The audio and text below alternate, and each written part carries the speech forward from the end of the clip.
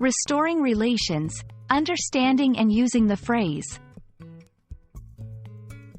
Hello everyone, and welcome to our English language learning channel.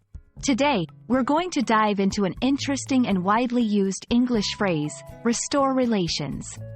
Understanding this phrase is not only about knowing its definition, but also about how and when to use it in everyday conversations. So, let's get started.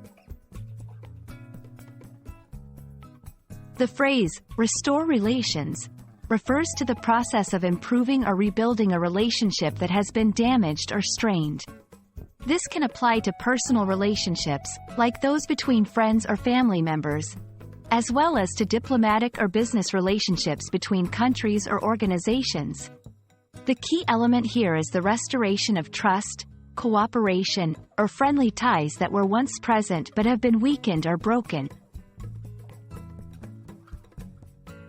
To better understand how to use restore relations, let's look at some examples. 1. Diplomatic context. The two countries are working to restore relations after years of conflict. 2. Business context. The company is making efforts to restore relations with its former partners. 3. Personal context. She reached out to her old friend in an attempt to restore relations. Notice how the phrase can be adapted to different contexts but keeps its core meaning of repairing and improving a relationship.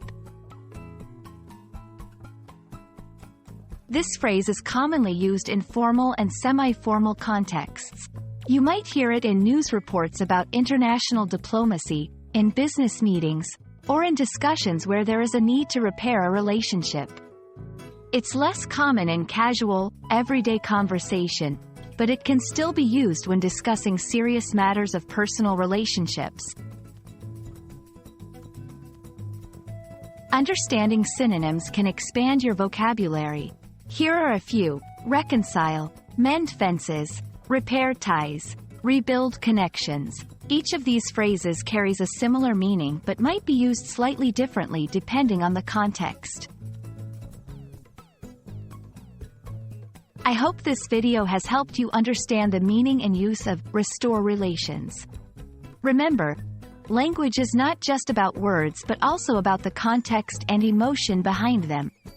By understanding phrases like this, you can communicate more effectively and navigate various social and professional situations. Thank you for watching, and see you in our next lesson.